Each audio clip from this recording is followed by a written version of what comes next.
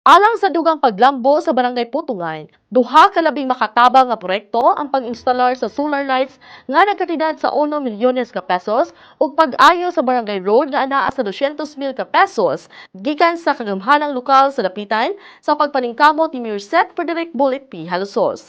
Sigo ni Kapitan Nelbert Dalman, ang duha ka proyekto nagtubong sa paghatag og maayong kahimtang sa ilang barangay, labi na sa 5 ka purok nga makabenepisyo niini. Ang proyektong solar lights installation usa ka paningkamot alang sa mas maayong kasiguraduhan ug kahapsay sa mga kadalanan sa maong barangay. Kini magdala og kahayag dili lamang sa mga dalan kundi dili usab sa kinabuhi sa mga residente.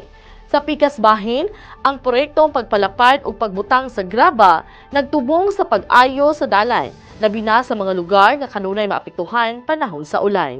Mao nga dakong pasalamat ni Kapitan Dalman ngadto ni Mayor Bolit Halusos sa iyang suporta ug pagtagad sa mga panginahanglan sa barangay.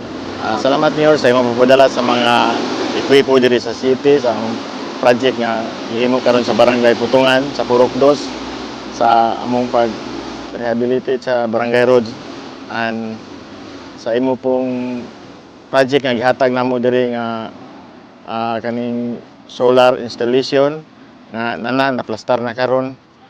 Ang tanang mga tao sa barangay namo kada purok nakapahimulos gid niini. Daghang salamat Mayor sa imo ang paghatag namo og project nga dili namo ni hikalimtan ug sa ubang mga tawo nga nagpuyo karon nga mga sa Putungan, Barangay Putungan. Ug sa imong project usab sa kanhi ikaw congressman nga may covered court karon sa nakabutang sa elementary school. Daghang salamat Mayor nga karon napahimuslan na gid sa mga ginikanan sa mga kabataan nga nahimo kining successful ug daghang salamat Mayor.